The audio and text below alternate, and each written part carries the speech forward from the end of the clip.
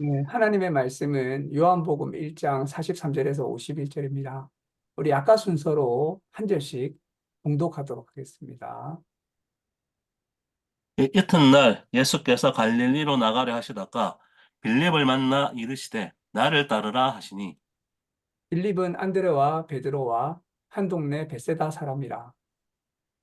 빌립이 나다니엘을 찾아 이르되 모세가 율법에 기록하였고 여러 선지자가 기록한 그 일을 우리가 만났으니 요셉의 아들 나사렛 예수니라. 나다니엘이 이르되 나사렛에서 무슨 선한 것이 날 수 있느냐. 빌립이 이르되 와서 보라 하니라. 예수께서 예수께서, 나다나엘이 네. 예수께서 나다나엘이 자기에게 오는 것을 보시고 그를 가리켜 이르시되 보라 이는 참으로 이스라엘 사람이다. 그 속에 간사한 것이 없도다. 나다나엘이 이르되 어떻게 나를 아시나이까? 예수께서 대답하여 이르시되 빌립이 너를 부르기 전에 내가 무화과 나무 아래 있을 때에 보았노라. 나다나엘이 대답하되 랍비여 당신은 하나님의 아들이시요 당신은 이스라엘의 임금이로소이다. 예수께서 대답하여 이르시되 내가 나를 무화과 나무 아래에서 보았다 함으로 믿느냐. 이보다 더 큰 일을 보리라. 또 이르시되 진실로 진실로 너희에게 이르노니 하늘이 열리고 하나님의 사자들이 인자 위에 우르락 내리락 하는 것을 보리라 하시니라. 아멘. 네, 오늘은 요한복음 1장 43절에서 51절 말씀으로 하늘 사다리 인자 예수라는 제목으로 함께 말씀을 나누겠습니다. 더 길게 제목을 정하면 하늘 사다리 인자 예수를 만나다 할 수가 있겠습니다. 그 이튿날이라고 하는 걸로 말씀이 시작되고 있는데 앞에서 이제 두 제자를 부르신 다음 날 요한복음 1장의 이야기들은 하루 단위로 이야기가 계속 이루어지게 됩니다. 그래서 이제 예루살렘에 있는 사람들이 세례 요한을 만난 이후부터 하루하루 이야기가 계속 이어지게 되는데요. 매일 새로운 사건이 일어나게 되는 거죠. 다음 날이 되면 또 새로운 사건이 일어나게 되고 하루하루 새로운 사건이 일어나게 됩니다. 오늘도 그 새로운 하루에서 이야기가 되는 그런 이야기인데요. 이 발단은 예수님께서 빌립을 만나서 나를 따르라고 부르시고 빌립이 예수님의 제자가 된 사건입니다. 자, 여기에서 만나라는 말이 나왔다는 거죠. 예수님이 빌립을 만나고 빌립이 예수님을 만났다는 이 만나다라는 단어가 나온다는 거죠. 예수님과 빌립은 만났습니다. 이 요한복음에 대해서 그 해설서 가운데 그 김충기 교수님이 쓰신 만남의 복음서라고 하는 해설서가 있습니다. 이게 뭐냐면 바로 요한복음은 만남의 복음서인 거죠. 만난다는 것입니다. 누가 누굴 만난다는 건 참 중요하죠. 특별히 이제 요한복음에는 예수님과 만난 사람들의 이야기가 들어있는데 1장 41절에도 안드레가 베드로에게 우리가 메시아를 만났다라고 이야기하는 거죠. 이 만남이 중요한 것입니다. 오늘 이 자리에 함께 예배드리는 우리 예수교회 교우 여러분, 여러분이 예수님을 만났는가요? 저도 물어봤습니다. 나는 예수님을 만났는가? 나는 예수님을 어떻게 만났는가? 나는 지금도 예수님을 만나고 있는가? 이런 것이 중요하다는 것이죠. 요한복음은 이 만남이라고 하는 관점에서 볼 때 비로소 큰 의미를 가지게 되는 것입니다. 빌립은 나다나엘을 만나가 또 이런 이야기를 합니다. 빌립이 나다나엘을 찾아 이르되 모세가 율법에 기록하였고 여러 선지자가 기록한 그 일을 우리가 만났으니 또 만났다고 이야기하죠. 바로 요셉의 아들 나사렛 예수니라. 만남이 인생을 바꾸게 됩니다. 인생에서 가장 큰 일은 우리가 누구를 만난다는 거죠. 태어나서 부모님을 만나고 또 크면서 친구들을 만나고 또 연인을 만나고 또 사랑하는 사람을 만나고 또 결혼할 배우자를 만나고 또 자녀를 만나고 이런 이제 만남부터 수많은 만남들이 있습니다. 그래서 이제 그 만남들은 나에게 큰 영향을 끼치게 되는 거죠. 또 그 만남을 잘 만나는 것도 중요하다고 할 수가 있겠습니다. 근데 바로 이제 만남 중에서 가장 중요한 만남은 바로 예수님을 만나는 것이죠.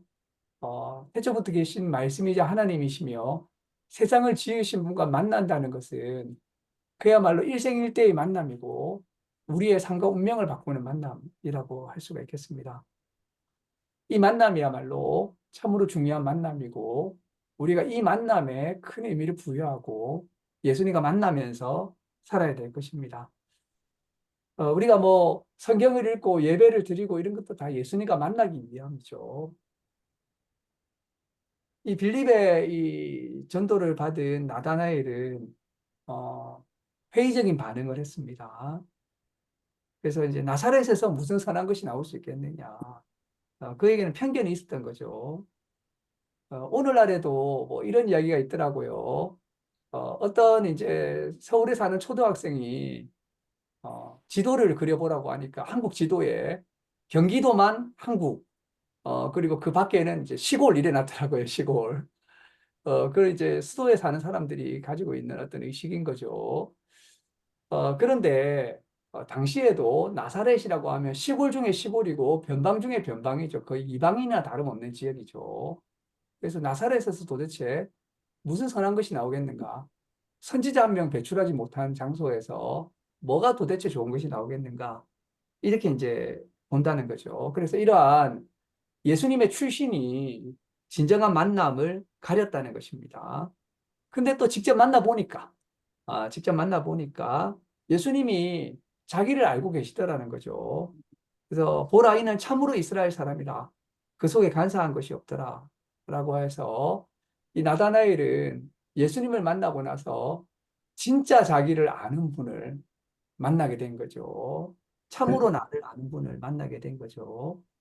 그래서 그 나다나엘이 빌립을 만나기 전부터 무화과 나무에 있을 때부터 그를 알고 계셨던 분, 그 나를 참으로 아는 분을 만나게 된 거죠. 나를 참으로 아는 분을 만나는 것은 참으로 복된 일입니다. 인생의 방황은 내가 누구인지 모르게 될 때 생기는 것이고, 또 인생의 외로움은 진짜 나를 아는 사람을 만나지 못해서 생기는 것이죠. 사람들을 만나도 진짜 나를 모르는 사람과 만나게 될 때 외롭습니다. 그러나 나를 온전히 아는 분을 만나게 될 때 우리는 진정한 만남을 가질 수 있다는 것이죠. 예수님은 나다나엘을 온전히 아실 뿐만 아니라 나다나엘에게 새로운 비전을 말씀해 주십니다. 하늘이 열리고 하나님의 사자들이 인자 위에 오르락 내리락 하는 것을 보게 되리라 라고 말씀하고 있는데요.